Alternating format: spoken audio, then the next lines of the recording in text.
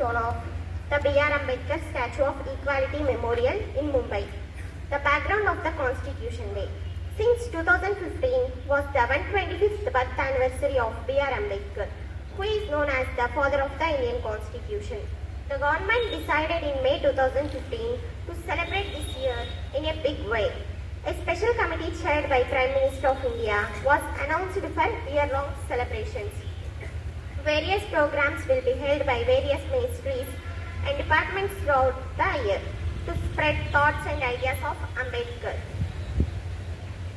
The Prime Minister of India, Narendra Modi, announced that 26 November will be celebrated as Constitution Day.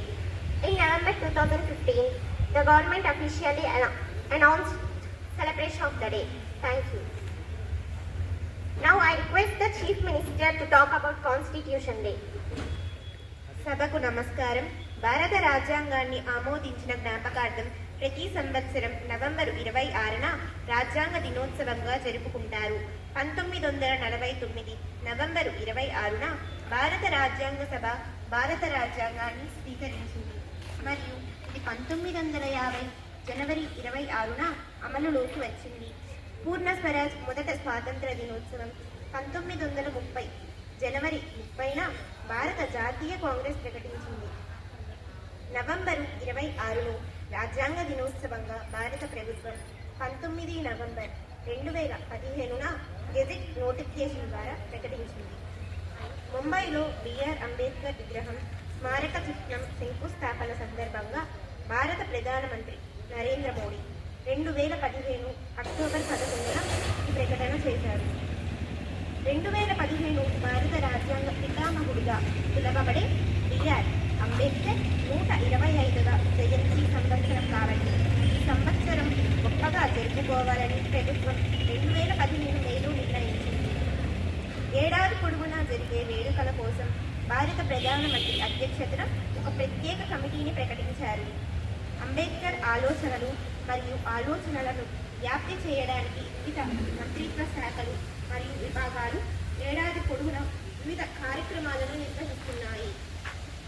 October 2015లో ముంబైలోని Hindu mills కాంపౌండ్స్లో Ambedkar స్మారక చిహ్నానికి శంకుస్థాపన చేస్తున్న సందర్భంగా వేడుకలలో భాగంగా భారత ప్రధానమంత్రి నరేంద్ర మోడీ నవంబర్ 26ను రాజ్యాంగ దినోత్సవంగా జరుపుకుంటామని ప్రకటించారు. ఈ అవకాశం ఇచ్చినందుకు స్పీకర్ గారికి ధన్యవాదాలు తెలియజేస్తున్నాను. శ్రీ సురేఖ గారు మన రాజ్యాంగ పీఠిక గురించి మాట్లాడతారు. సభకు నమస్కారం. భారత రాజ్యాంగానికి క్లుప్తమైన ప్రవేశికగా భారత రాజ్యాంగ పీఠికగా రూపొందించారు. దీనినే రాజ్యాంగ ప్రవేశిక, ప్రస్తావన, మూలతత్వం, ఉపోద్ఘాతం, పరిచయం, ముందు మాట అని కూడా అంటారు. భారత రాజ్యాంగ ఈ పీఠికతోనే మొదలవుతుంది.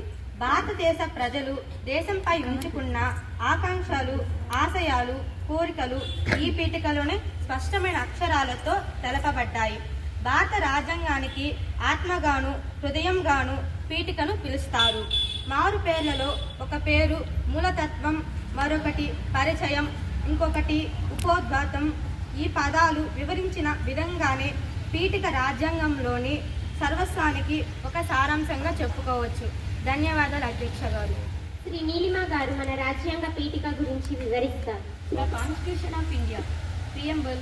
We, the people of India, having solemnly resolved to constitute India into a sovereign, socialist, secular, democratic republic and to secure to all its citizens justice, social, economic and political, liberty of thought, expression, belief, faith and worship, equality of status and of opportunity and to promote among them all fraternity, assuring the dignity of the individual and the unity and integrity of the nation. In our Constituent Assembly, this 26th day of November 1949, do ever be adopt, enact and give to ourselves this Constitution. Thank you, Speaker. అందరికీ నమస్కారం. గౌరవనీయులైన సభ్యులారా, ఈరోజు assembly సమావేశానికి స్వాగతం. ఇటీవల కొత్తగా ఎన్నికైన ప్రజాప్రతినిధులకు సభ స్వాగతం పలుకుతోంది. ఈరోజు అసెంబ్లీ సమావేశంను ప్రజల యొక్క సమస్యల పరిష్కారం కొరకు సభ్యులందరూ హుందాగా చర్చలో పాల్గొని ప్రజల ఆకాంక్షలను నెరవేర్చుతారని ఆశిస్తున్నాను. నేను మాటిస్తున్నాను, ఎలాంటి పార్షియాలిటీ లేకుండా అపోజిషన్ అండ్ రూలింగ్ పార్టీని ఒకేలా చూస్తాను. గౌరవ ముఖ్యమంత్రి గారిని సభను ఉద్దేశించి మాట్లాడవలసిందిగా కోరుతున్నాను. అధ్యక్ష, మా ప్రభుత్వం పూర్తి అయిన సందర్భంగా మేము ప్రజలకు ఇచ్చిన హామీలను నెరవేర్చడానికి కృషి చేస్తున్నాము. ప్రజలకు అనేకమైన సంక్షేమ పథకాలను ప్రవేశపెట్టాము. సకాలంలో అందరికీ వాటి ఫలితాలను అందిస్తున్నాము. వృద్ధులకు, వికలాంగులకు పెన్షన్ 1వ తేదీనే అందిస్తున్నాము. విద్య, వైద్య, భద్రత విషయాలపై ప్రత్యేకమైన శ్రద్ధ చూపిస్తున్నాము. ఇదే విధంగా కొనసాగుతామని తెలియజేస్తున్నాను. ఈ మధ్య కాలంలో 16,000 ఉపాధ్యాయ ఉద్యోగాలు కూడా భర్తీ చేశాము. అభివృద్ధి కొరకు అనేక స్కిల్ డెవలప్మెంట్ ప్రోగ్రాంలు కూడా ప్రవేశపెట్టాము. ప్రపంచ స్థాయి యూనివర్సిటీలు మన రాష్ట్రంలో ఏర్పాటుకు ఆసక్తి చూపిస్తున్నాయి. పెండింగ్లో ఉన్న సాగునీటి ప్రాజెక్టులు సకాలంలో పూర్తి చేసి వ్యవసాయ అభివృద్ధికి కృషి చేస్తామని మాటిస్తున్నాను. ధన్యవాదాలు అధ్యక్ష. గౌరవ ప్రతిపక్ష నాయకురాలిని మాట్లాడవలసిందిగా కోరుతున్నాను. అధ్యక్ష, ముఖ్యమంత్రి వారి ప్రభుత్వం 1 సంవత్సరం పూర్తి అయిన సందర్భంగా ప్రభుత్వాన్ని అభినందిస్తున్నాను. కానీ వారు ఎన్నికల సమయంలో చేసిన వాగ్దానాలు సరిగా అమలు చేయడం లేదు. అర్హులైన వ్యక్తులు ఎంతోమంది ఉన్నప్పటికీ కేవలం కొద్దిమంది వృద్ధులు, వికలాంగులకు మాత్రమే పింఛన్ ఇస్తున్నారు. మా విజ్ఞప్తి దయచేసి అర్హులైన వారందరికీ పింఛన్ అందేలా చూడమని మీ ద్వారా విజ్ఞప్తి చేస్తున్నాను అధ్యక్ష. ధన్యవాదాలు అధ్యక్ష. అధ్యక్ష, ప్రభుత్వం చెప్పిన విధంగా స్కిల్ డెవలప్మెంట్ ప్రోగ్రామ్స్ అనూహ్య ఫలితాలు ఇవ్వడం లేదు. కోర్సు పూర్తయిన వెంటనే వారికి ఉద్యోగాలు దొరకడం లేదు అధ్యక్ష. అధ్యక్ష, సాగునీటి ప్రాజెక్టులు ఎక్కడ వేసిన గొంగలి అక్కడే అన్న చందాన ఉన్నాయి అధ్యక్ష. ధన్యవాదాలు అధ్యక్ష.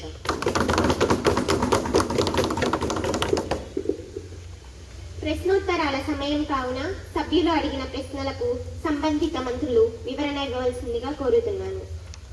శ్రీ ఎన్ కీర్తన గారిని ప్రశ్నించవలసిందిగా కోరుతున్నాను. అధ్యక్ష, 2025-26 విద్యా సంవత్సరానికి ప్రభుత్వ పాఠశాలలో ఇచ్చిన స్టూడెంట్ కిట్స్ బాగున్నాయి. ప్రభుత్వానికి ధన్యవాదాలు. కానీ ఇచ్చిన స్కూల్ బ్యాగ్స్, షూలలో అంత నాణ్యత లేదు. తల్లికి వందనం క్రింద కేవలం 13,000 రూపాయలు మాత్రమే వేశారు. తల్లికి వందనం ప్రభుత్వ పాఠశాలలకు పరిమితం చేసినట్లయితే ప్రభుత్వ పాఠశాలలకు మరింత చేయూతనిచ్చినట్లు అవుతుంది. మరియు వివిధ యాప్ల పేరుతో టీచర్లపై భారం పెరిగింది. అధ్యక్ష, తెలుగు మీడియం లేనందువలన గ్రామీణ ప్రాంతాల నుండి వచ్చిన విద్యార్థులు ప్రతిభ ఉండి కూడా ఆంగ్ల భాష వల్ల రాణించలేకపోతున్నారు. కావున ఇంగ్లీష్ విద్యతో పాటు తెలుగు మీడియం కూడా ఉన్నట్లయితే మన మాతృభాషకు న్యాయం చేసినట్లు ఉంటుంది. కావున తెలుగు మీడియంను కూడా తిరిగి ప్రవేశపెట్టవలసిందిగా తమ ద్వారా ప్రభుత్వానికి విజ్ఞప్తి చేస్తున్నాము. ధన్యవాదాలు. విద్యాశాఖ మంత్రి కె లేఖన గారికి వివరణ ఇవ్వవలసిందిగా కోరుతున్నాను. అధ్యక్ష, సదర సభ్యుల ఆరోపణలు అవాస్తవం. మేము కుటుంబంలోని విద్యార్థులందరికీ తల్లికి వందనం అందించాము. పాఠశాలలోని వాచ్మెన్ మరియు పరిశుభ్రత కొరకు 2,000 రూపాయలు కేటాయించాము. స్కూల్ బ్యాగ్స్, షూల విషయాన్ని పరిశీలించి తగు చర్యలు తీసుకుంటాం.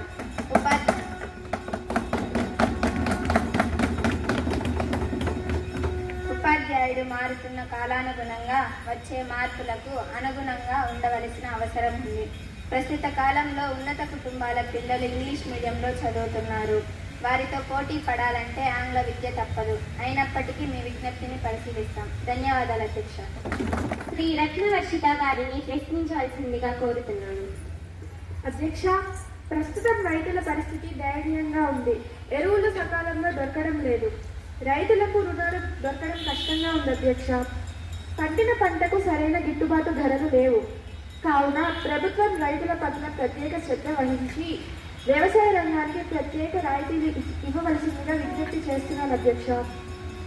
పంట కాలువల మరమ్మతులు చేపట్టి వ్యవసాయ రంగానికి చేయూతనివ్వాల్సిందిగా కోరుతున్నాను. పెండింగ్లో ఉన్న సాగునీటి పారుదల ప్రాజెక్టులను తొందరగా పూర్తి చేయాలి. వ్యవసాయ సహాయకుల ఖాళీలను త్వరగా భర్తీ చేయాలి అధ్యక్ష. నూతన సాంకేతికను వ్యవసాయ రంగంలో ప్రవేశపెట్టి వ్యవసాయ అభివృద్ధికి కృషి చేయాలని మీ ద్వారా ప్రభుత్వాన్ని కోరుతున్నాను అధ్యక్ష. వ్యవసాయ మంత్రి శ్రీమతి నిహారిక గారిని వివరణ ఇవ్వవలసిందిగా కోరుతున్నాను. అధ్యక్ష, మాది రైతు పక్షపాత ప్రభుత్వం. రైతుల కొరకు అనేకమైన కొత్త విధానాలు రూపొందిస్తున్నాం అధ్యక్ష. రైతులు రసాయన ఎరువులు విరివిగా వాడటం వల్ల ప్రజలకు ఆరోగ్య సమస్యలు వస్తున్నాయి. కావున రసాయనిక ఎరువుల విషయంలో రైతులకు అవగాహన సదస్సులు ఏర్పాటు చేసి వారి అభివృద్ధికి కృషి చేస్తున్నాం అధ్యక్ష.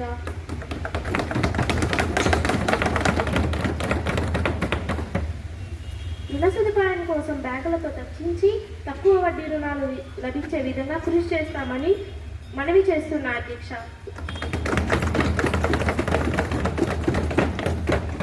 శ్రీ కె సిరికళ గారిని ప్రశ్నించవలసిందిగా కోరుతున్నాను. అధ్యక్ష, రోజు రాష్ట్రంలో శాంతి భద్రతలు క్షీణిస్తున్నాయి. రాష్ట్రంలో దొంగతనాలు, దారి దోపిడీలు, స్త్రీలపై అత్యాచారాలు ఎక్కువైనవి. బలహీన వర్గాలపై ఏదో ఒక చోట దాడులు జరుగుతున్నాయి. యువత మత్తుకు బానిసై సమాజాన్ని ఇబ్బంది పెడుతున్నారు. పై విషయంపై దృష్టి కేంద్రీకరించి రాష్ట్రంలో శాంతి భద్రతలను కాపాడవలసిందిగా కోరుచున్నాం అధ్యక్ష. హోంశాఖ మంత్రి శ్రీమతి పి సమత గారిని వివరణ ఇవ్వవలసిందిగా కోరుతున్నాను.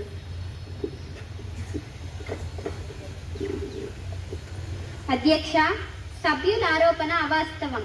రాష్ట్రంలో లా అండ్ ఆర్డర్ సరిగ్గానే ఉంది.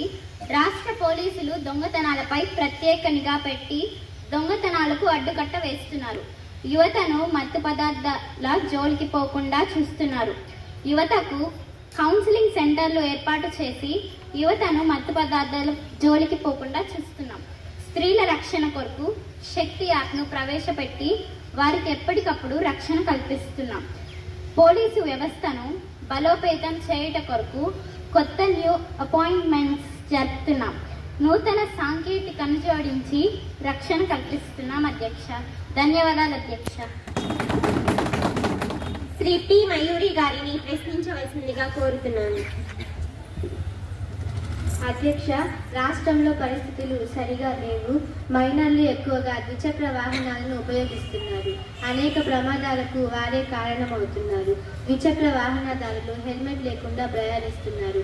ప్రైవేటు బస్సులు విచ్చలవిడిగా తిరగడం, సరైన తనిఖీలు లేనందువలన ఎక్కువగా ప్రమాదాలు జరుగుతున్నాయి.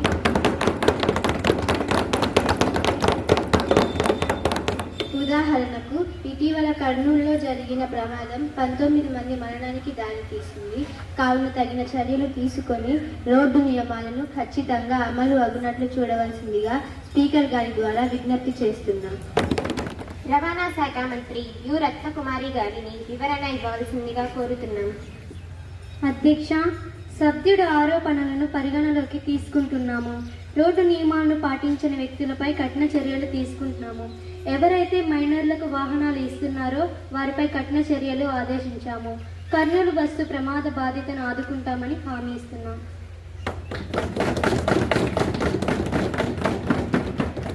ఇప్పటికే బస్సు యాజమాన్యం మరియు డ్రైవర్ను అదుపులోకి తీసుకున్నాము. నూతన సాంకేతిక పరికరాలు ఏర్పాటు చేసి వాహనాల వేగాన్ని నియంత్రించడానికి కృషి చేస్తున్నాము. పోలీసు వారు డ్రంక్ అండ్ డ్రైవ్ నిర్వహించి వాహనాల ప్రమాదాన్ని అరికట్ట చేస్తున్నాము. GPS సౌకర్యం ద్వారా ఎప్పటికప్పుడు రోడ్డు భద్రతను పర్యవేక్షిస్తున్నాము. ధన్యవాదములు అధ్యక్ష. శ్రీమతి సురేఖ గారిని ప్రశ్నించవలసిందిగా కోరుతున్నాను. అధ్యక్ష, ప్రస్తుతం రాష్ట్రంలో ఎక్కడ చూసినా విష జ్వరాలతో ప్రజలు ఇబ్బంది పడుతున్నారు. పేదలకు ప్రభుత్వ హాస్పిటల్లో సరైన వైద్య సౌకర్యాలు లేవు. రోగులకు సరైన మందులు అందుబాటులో లేవు. ప్రైవేట్ హాస్పిటల్లో ఆరోగ్యశ్రీ కార్డు మీద ఉచిత వైద్యం అందించడానికి నిరాకరిస్తున్నారు. పేదలకు మెరుగైన వైద్యం అందించడంలో మీ ప్రభుత్వం విఫలమైంది అధ్యక్ష. చేతకాని ప్రభుత్వం ఇంకా కొనసాగడానికి వీలు లేదు. వెంటనే ఆరోగ్య శాఖ మంత్రి తమ పదవికి రాజీనామా చేయవలసిందిగా డిమాండ్ చేస్తున్నాం అధ్యక్ష. Health minister Mrs Roopika, please respond to this. Speaker, my government provides good medical facilities to poor people in government hospitals. We have qualified doctors, nurses on regular basis. We provide proper sanitation and neatly arranged beds in hospitals. Now government provides health cards to poor people for better treatment. We provide mobile health clinics like 104 and 108. Government hospitals have sufficient medicines. We are giving more priority to our poor people's health. Thank you, Ms. Speaker. శ్రీమతి నీలిమా గారిని ప్రశ్నించవలసిందిగా కోరుతున్నాను. అధ్యక్ష, మన ఆర్థిక శాఖ మంత్రి నిండు కుండలాగా ఉన్నారు, కానీ మన రాష్ట్ర ఆర్థిక వ్యవస్థ మాత్రం ఓటి కుండలాగా ఉంది. అధ్యక్ష, మన రాష్ట్రంలో నిధుల కేటాయింపు కేవలం పేపర్ల వరకే పరిమితమైనది. అధ్యక్ష, నిధుల కేటాయింపు సరిగా లేక అభివృద్ధి కుంటుపడింది. సకాలంలో school mid day meal bills జమ కావడం లేదు. సకాలంలో స్కూల్ ఆయా బిల్స్ జమ కావడం లేదు.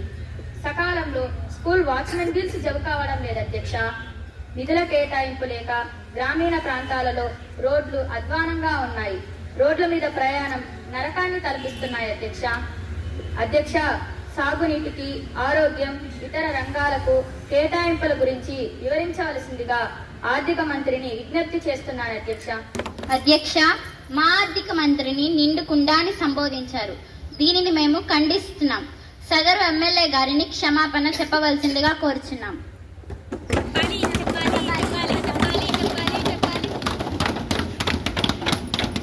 సైలెన్స్, మీరందరూ కూర్చోండి. ప్రతిపక్ష నాయకుడిని మాట్లాడవలసిందిగా కోరుతున్నాను. ఆర్థిక శాఖ మంత్రి గారిని హెల్తీగా ఉన్నారని చూసి నిండుకుండా అన్నామే కానీ వేరే ఉద్దేశం ఏమీ లేదు అధ్యక్ష. కాబట్టి మేము క్షమాపణ చెప్పాల్సిన అవసరం లేదు అధ్యక్ష.